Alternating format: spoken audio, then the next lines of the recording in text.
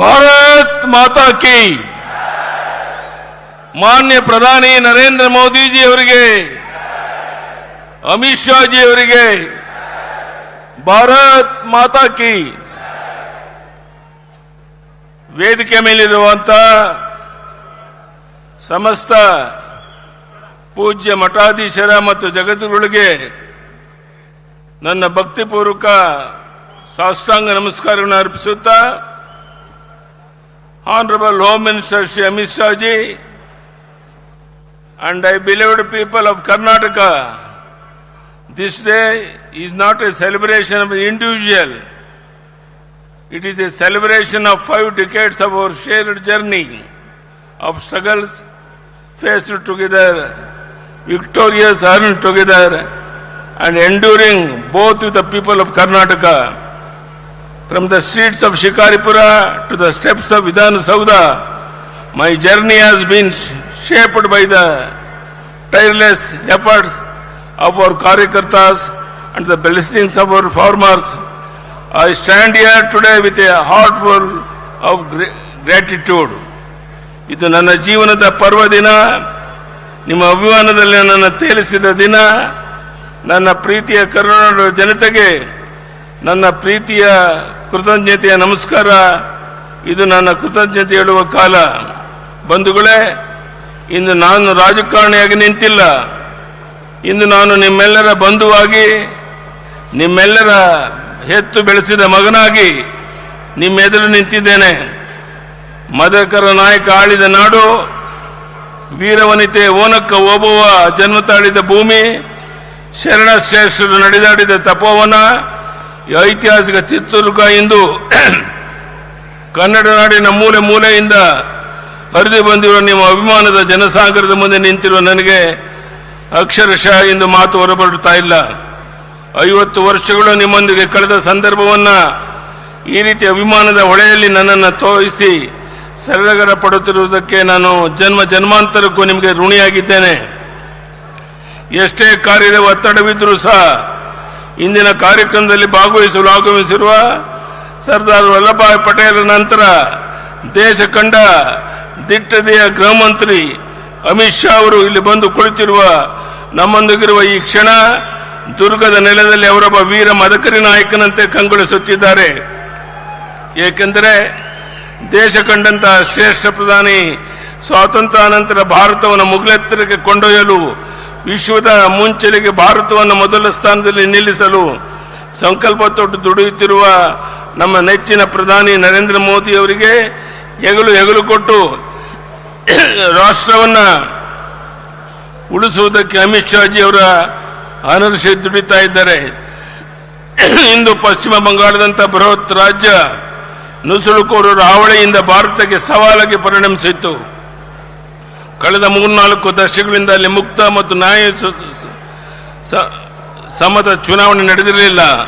ಅಂತಹ ಪಶ್ಚಿಮ ಬಂಗಾಳದಲ್ಲಿ ಹಿಂದೆಂದೂ ಕಾಣದಂಥ ಚುನಾವಣೆಯನ್ನು ಯಶಸ್ವಿಯಾಗಿ ನಡೆಸಿರುವುದು ಕೇವಲ ಪ್ರಜಾಪ್ರಭುತ್ವ ಜಯವೇ ಅಲ್ಲ, ಭಾರತದ ವಿಜಯ ಎಂದು ಜಗತ್ತಿಗೆ ಸಾರಿದ ಪ್ರಧಾನಿ ನರೇಂದ್ರ ಮೋದಿ ಅವರು, ಅಮಿತ್ ಶಾ ಜಿ ಅವರ ಜೋಡಿ ಶಕ್ತಿ ಶತಕೋಟಿ ಭಾರತೀಯರಲ್ಲಿ ರೋಮಾಂಚನ ತರಿಸಿದೆ.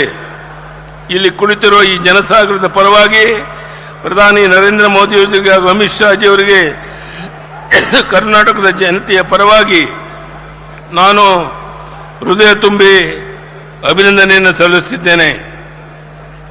ಇಂದು ಅಭಿಮಾನೋತ್ಸವದಲ್ಲಿ ಭಾಗವಹಿಸಲು ಆಗಮಿಸುತ್ತಿರುವ ಅಮಿತ್ ಶಾ ಅವರು ಕೇವಲ ನನ್ನ ಅಭಿನಂದನೆಗಷ್ಟೇ ಬಂದಿಲ್ಲ. ಈ ದೇಶ ಸುಭದ್ರವಾಗಿದೆ. ದೇಶಕ್ಕೆ ಎದುರಾಗುವ ಯಾವುದೇ ಒಳಗಿನ ಅಥವಾ ಹೊರಗಿನ ಸವಾಲುಗಳನ್ನು ನಾವು ಅತ್ಯಂತ ಕಠಿಣ ಕ್ರಮಗಳಿಂದ ಸೆರೆಬಿಡುತ್ತೇವೆ ಎಂಬ ಸಂದೇಶವನ್ನು ನೀಡಲು ಬಂದಿದ್ದಾರೆ. ಪ್ರೀತಿಯಿಟ್ಟು ಬಂದಿರುವ ಅವರಿಗೆ ನಾನು ಕೃತಜ್ಞತೆ ಸಲ್ಲಿಸುತ್ತೇನೆ. ಇಂದಿನ ಅಭಿಮಾನೋತ್ಸವ ಕೇವಲ ಯಡಿಯೂರಪ್ಪನ ಅಭಿಮಾನೋತ್ಸವ ಅಷ್ಟೇ ಅಲ್ಲ, ಪ್ರಧಾನಿ ಮೋದಿ ಹಾಗೂ ಅಮಿತ್ ಶಾ ಅವರ ಪಂಚರಾಜ್ಯಗಳ ಚುನಾವಣೆಯಲ್ಲಿ ದಿಗ್ವಿಜಯ ಸಾಧಿಸಿದ ಸಂತೋಷದ ಸಂಭ್ರಮನ ಹೌದು ಎಂದಕ್ಕೆ ನಾನು ಅಭಿಮಾನ ಪಡುತ್ತಿದ್ದೇನೆ. ಇಂದಿನ ಕಾರ್ಯಕ್ರಮದಲ್ಲಿ ನಾಡಿನ ಮೂಲೆ ಮೂಲೆಗಳಿಂದ ಬಸವಾದಿ ಶರಣರ ಸಾಧು ಸಂತರು, ಮಠಾಧೀಶರು ಅರಚರ ಕುರುಮೂರ್ತಿಗಳನ್ನು ಆಶೀರ್ವದಿಸಿ ನಮ್ಮ ಪ್ರೀತಿ ವ್ಯಕ್ತಪಡಿಸಿ ಬಂದಿದ್ದೀರಿ. ಅವರೆಲ್ಲರಿಗೂ ನಾನು ಹೃದಯ ತುಂಬಿ ಅವರ ಪಾದಾರ ಬಿಂದುಗಳಿಗೆ ಭಕ್ತಿಪೂರ್ವಕ ನಮಸ್ಕಾರ ಸಲ್ಲಿಸುತ್ತಿದ್ದೇನೆ. ಈ ಸಂದರ್ಭದಲ್ಲಿ ನಡೆದಾಡುವ ದೇವರಾಗಿದ್ದಂಥ ಸಿದ್ಧಗಂಗೆಯ ಶ್ರೀ ಡಾಕ್ಟರ್ ಶಿವಕುಮಾರ ಸ್ವಾಮೀಜಿಯವರು ನಾನು ಅತ್ಯಂತ ಭಕ್ತಿಯಿಂದ ಸ್ಮರಿಸಿಕೊಳ್ಳುತ್ತೇನೆ. ಹಾಗೂ ವೇದಿಕೆ ಮೇಲೆ ಕುಳಿತಿರುವ ಎಲ್ಲ ಹಿರಿಯರಿಗೆ, ಪ್ರಮುಖರಿಗೆ ನಾನು ಅತ್ಯಂತ ಪ್ರೀತಿಯಿಂದ ಕೃತಜ್ಞತೆ ಸಲ್ಲಿಸಲು ಬಯಸುತ್ತೇನೆ. ನಾನು ಸುದೀರ್ಘ ಭಾಷಣ ಮಾಡಲು ಹೋಗೋದಿಲ್ಲ. ಕಳೆದ 10-15 ದಿನಗಳಿಂದ ಈ ಅಭಿಮಾನೋತ್ಸವದ ಹೆಸರಿನಲ್ಲಿ ಅನೇಕ ನನ್ನ ಹಿತೈಷಿಗಳು, ಅಭಿಮಾನಿಗಳು, ನಮ್ಮ ಪಕ್ಷದ ಹಿರಿಯರು ಪತ್ರಿಕೆಗಳಲ್ಲಿ ಲೇಖನಗಳನ್ನು ಬರೆದು ನಾನು ನಡೆದು ಬಂದ ಹಾದಿಯನ್ನು, ನನ್ನ ಹೋರಾಟದ ದಿನಗಳನ್ನು, ನನ್ನ ಆಡಳಿತ ಅಭಿವೃದ್ಧಿ ಕಾರ್ಯಗಳನ್ನು ನಾಡಿಗೆ ತಿಳಿಸಿಕೊಂಡಿರುತ್ತೀರಿ. ತುರ್ತು ಪರಿಸ್ಥಿತಿಯ ಸೆರೆಮನೆಯಿಂದ ಹಿಡಿದು ಸಂಘಟನೆ, ಪ್ರವಾಸ, ಜನರ ನಡುವೆ ಜನರಿಗಾಗಿ ನಡೆಸಿಕೊಂಡು ಬಂದ ನಿರಂತರ ಹೋರಾಟಗಳ ಬದುಕೆ ನನಗೆ ಶಕ್ತಿ ನೀಡಿದೆ. ನಾನು ಇಷ್ಟೇ ಹೇಳಿ ಬಯಸಿದ್ದೇನೆ, ನಿಮ್ಮ ಯಡಿಯೂರಪ್ಪ ಚಿನ್ನದ ಚಮಚವನ್ನು ಇಟ್ಟುಕೊಂಡು ಸಾರ್ವಜನಿಕರ ಬಗ್ಗೆ ಬರಲಿಲ್ಲ. ಸಾಮಾನ್ಯರಲ್ಲಿ ಸಾಮಾನ್ಯನಾಗಿ ಅನಿರೀಕ್ಷಿತ ತಿರುವುಗಳಾಗಿ ನಾನು ಈ ನಾಡಿನ ಜನರ ಸೇವೆಗೆ ಸಮರ್ಪಣೆಗೊಂಡವನು. ಭೂಕೇರಿಯಲ್ಲಿ ಜನ್ಮ ತಾಳಿ ಶಿಕಾರಿಪನ್ನು ಕರ್ಮವಾಗಿಸಿಕೊಂಡು ಸಂಕಷ್ಟದ ರೈತರ ಸಮಸ್ಯೆಗಳು, ನೊಂದ ಬಡವರ ಜನತೆಗಾಗಿ, ನನ್ನ ತಾಯಂದಿರ ಸಹೋದರರ ಕಣ್ಣೀರು ಒರೆಸುವ ಯೋಜನೆಗಳನ್ನು ರೂಪಿಸುವುದಕ್ಕಾಗಿ ಅಕ್ಕ ಮಹಾದೇವ ಹುಟ್ಟಿದ ಶಿಕಾರಿಪುರದಿಂದ ಬಂದು ಲಿಂಗ ಸಮಾನತೆ ಎತ್ತಿ ಹಿಡಿಯಲು ಹೆಣ್ಣು ಶಿಶುಗಳನ್ನು ಭ್ರೂಣ ಹಂತದಲ್ಲೇ ರಕ್ಷಿಸಲು ಭಾಗ್ಯಲಕ್ಷ್ಮಿ ಯೋಜನೆಯನ್ನ ತಂದದ್ದು ನನಗೆ ಸಾರ್ಥಕ ಭಾವನೆ ಮೂಡಿಸಿದೆ. ನನ್ನಿಂದ ಸಾಧ್ಯವಾದಷ್ಟು ಅನ್ನದಾತನ ರೈತನ ಕಣ್ಣೀರು ಒರೆಸುವ ಪ್ರಾಮಾಣಿಕ ಪ್ರಯತ್ನ ಮಾಡಿಕೊಂಡು ಬಂದಿದ್ದೇನೆ. ರೈತರಿಗಾಗಿ ಪ್ರತ್ಯೇಕ ಕೃಷಿ ಬಜೆಟ್ ಮಂಡಿಸಿದ ಸಾರ್ಥಕತೆಯನ್ನು ನಾನು ಎಂದಿಗೂ ಮರೆಯಲಾರೆ. ಸದ್ಯ ಸುರಕ್ಷಿತ ನಮ್ಮ ರೈತರಿಗೆ ಬಡ್ಡಿ ರಹಿತ ಸಾಲ, ರಾಜ್ಯ ನೀರಾವರಿ ಯೋಜನೆ ಶಕ್ತಿ ಮೀರಿ ಕೆಲಸ ಮಾಡಿದ್ದೇನೆ. ನನ್ನ ಜೀವನವೇ ಹೋರಾಟದ ಜೀವನ. ಹೋರಾಟ ಮತ್ತು ಸಂಘಟನೆಯನ್ನು ತಪಸ್ಸು ಎಂದು ಸ್ವೀಕರಿಸಿದವನು. ಇದಕ್ಕೆ ಮಾರ್ಗದರ್ಶನ ತೋರಿದ್ದು ನನಗೆ ಸಂಸ್ಕಾರವನ್ನು ನೀಡಿದ ರಾಷ್ಟ್ರೀಯ ಸ್ವಯಂ ಸೇವಕ ನಾನೊಬ್ಬ RSS ಕಾರ್ಯಕರ್ತ ಹೆಮ್ಮೆ ಪಡುತ್ತೇನೆ. ಅಧಿಕಾರದ ಬೆನ್ನತ್ತಿ ಹೋರಾಟ ಕೇಳಿರಲಿಲ್ಲ. ಮುಖ್ಯಮಂತ್ರಿಯ ಕನಸಂತೂ ಎಂದೂ ಕಂಡಿರಲಿಲ್ಲ. ಆದರೆ ಪುರಸಭೆಯಿಂದ ವಿಧಾನಸಭೆಯವರೆಗೆ ವಿರೋಧ ಪಕ್ಷದ ಸ್ಥಾನದ ಮುಖ್ಯಮಂತ್ರಿ ಸ್ಥಾನದವರೆಗೆ ತಲುಪಲು ನಾಡಿನ ಜನತೆ ನನ್ನ ಬೆಳೆಸಿದರು, ಹರಿಸಿದರು. ಇದಕ್ಕೆ ಕಾರಣ ಯಡಿಯೂರಪ್ಪ ಅಧಿಕಾರದ ರಾಜಕಾರಣದ ಬರಲಿಲ್ಲ, ಜನರ ಸಂಕಷ್ಟವನ್ನು ಪ್ರತಿನಿಧಿಸಿ ರೂಪಿಸಿದ ಹೋರಾಟಗಳಿಂದ ಮೇಲೆದ್ದು ಬಂದವನೆಂಬ ಕಾರಣಕ್ಕಾಗಿ. ಅಣ್ಣ ಬಸವಣ್ಣ ಹೇಳಿದ ಇವ ನಾರವ ಎಂದು ಜನ ಕೇಳಲಿಲ್ಲ. ಯಡಿಯೂರಪ್ಪ ಇವ ನಮ್ಮವ ಎಂದು ಪ್ರೀತಿಯಿಂದ ಅಪ್ಪಿ ಆಶೀರ್ವದಿಸಿದ ಪರಿಣಾಮವಾಗಿ 50 ವರ್ಷಗಳ ನನ್ನ ಪಯಣ ಸಾರ್ಥಕವಾಗಿ ಪೂರ್ಣಗೊಳ್ಳಲು ಕಾರಣವಾಗಿದೆ. ಇನ್ನು ಪ್ರಧಾನಿ ನರೇಂದ್ರ ಮೋದಿ ಅವತಾರ ಪುರುಷದ ರೀತಿಯಲ್ಲಿ ಜನ್ಮವೆತ್ತಿ ಬಂದಿದ್ದಾರೆ. ಪ್ರಧಾನಿ ಹುದ್ದೆಯಲ್ಲಿ ಕುಳಿತು ರಾಷ್ಟ್ರವನ್ನು ಮುನ್ನಡೆಸುತ್ತಿದ್ದಾರೆ. ಅಮಿತ್ ಶಾ ಅವರು ಮೋದಿಜಿಯವರಿಗೆ ಹೆಗಲಾಗಿ ನಿಂತಿದ್ದಾರೆ. ಕೇಂದ್ರದ ಸಂಪುಟದ ಅನೇಕ ಸಚಿವರು ಈ ಪಡೆಯಲಿದ್ದಾರೆ. ರಾಷ್ಟ್ರೀಯ ಅಧ್ಯಕ್ಷರಾಗಿ ನಿತಿನ್ ನಬೀನ್ ಅವರನ್ನು ನೇಮಿಸುವ ಮೂಲಕ ಯುವಶಕ್ತಿಗೆ ಪ್ರೇರಣೆ ನೀಡಿದ್ದಾರೆ. ರಾಷ್ಟ್ರೀಯ ಮಟ್ಟದಲ್ಲಿ ಸಂಘಟನೆಗೆ ಸಂತೋಷ್ ಜಿ ಅವರನ್ನು ಸಮರ್ಪಿಸಿಕೊಂಡಿದ್ದಾರೆ. ಈ ದೇಶ ನಂಬರ್ 1 ಸ್ಥಾನಕ್ಕೆ ಏರಬೇಕಾದರೆ ಪ್ರಧಾನಿ ನರೇಂದ್ರ ಮೋದಿ ಅವರು ಕನಿಷ್ಠ ಇನ್ನೂ 10 ವರ್ಷವಾದರೂ ಈ ದೇಶವನ್ನು ಮುನ್ನಡೆಸಬೇಕಾಗಿದೆ. ಅವರ ಜೊತೆಗೆ ಅಮಿತ್ ಶಾ ಜಿ ಅವರು ರಾಷ್ಟ್ರವನ್ನು ಕಟ್ಟಲು ದುಷ್ಟರಿಂದ ದೇಶ ರಕ್ಷಿಸಲು ಶಾಂತಿ ಸಮೃದ್ಧಿಯ ನೆಲೆಬೀಡಾಗಿ ಮಹಾಸೇನಾನಿಯಂತೆ ತಮ್ಮ ಕಾಯಕ ಮುಂದುವರಿಸಬೇಕಾಗಿದೆ. ಭವಿಷ್ಯದಲ್ಲಿ ಭಾರತದ ಕನಸು ಸಾಕಾರವಾಗಲಿದೆ. ಅದನ್ನು ಕಣ್ತುಂಬಿಕೊಳ್ಳುವ ಅವಕಾಶ ನಮಗೆ ಕರುಣಿಸಿದ್ದಾನೆ. ಅದೇ ನಮ್ಮ ಜೀವನದ ಸೌಭಾಗ್ಯ. ನಮ್ಮ ಪಕ್ಷವನ್ನು ಕಟ್ಟಿದ ಶ್ಯಾಮಾ ಪ್ರಸಾದ್ ಮುಖರ್ಜಿ, ದೀನ್ ದಯಾಳ್ ಉಪಾಧ್ಯಾಯ, ಶ್ಯಾಮಾ ಪ್ರಸಾದ್ ಅವರ ಮಾತೃ ನೆಲ ಪಶ್ಚಿಮ ಬಂಗಾಳದಲ್ಲಿಂದು ಕಮಲ ಹರಳಿ ಪ್ರಜ್ವಲಿಸುತ್ತಿರುವುದಂತೂ ಭಾರತಾಂಬೆಯ ಮಡಿಲನ್ನು ಉಳಿಸುವುದಕ್ಕಾಗಿ ಶತಮಾನಗಳಿಂದ ತಮಸ್ಸು, ತ್ಯಾಗ, ಬಲಿದಾನಗೈದ ನೂರಾರು ಆತ್ಮಗಳು ಇಂದು ಸಂತೃಪ್ತ ಭಾವ ಹೊಂದಿರುವುದು ಎಂದು ನನ್ನ ನಂಬಿಕೆ. 50 ವರ್ಷ ಕಾಲ ನಿಮ್ಮ ಯಡಿಯೂರಪ್ಪನನ್ನ ಪ್ರೀತಿಯಿಂದ ಸಲಹಿದ್ದೀರಿ, ಅಭಿಮಾನದಿಂದ ಬೆಳೆಸಿದ್ದೀರಿ, ನನ್ನ ಹೋರಾಟಕ್ಕೆ ಶಕ್ತಿ ಕೊಟ್ಟಿದ್ದೀರಿ. ಮುಖ್ಯಮಂತ್ರಿ ಸ್ಥಾನದಲ್ಲಿ ಕುಳಿತು ಅಧಿಕಾರದಲ್ಲಿದ್ದಾಗ ಬೆಳಕು ತೋರಿದ್ದೀರಿ.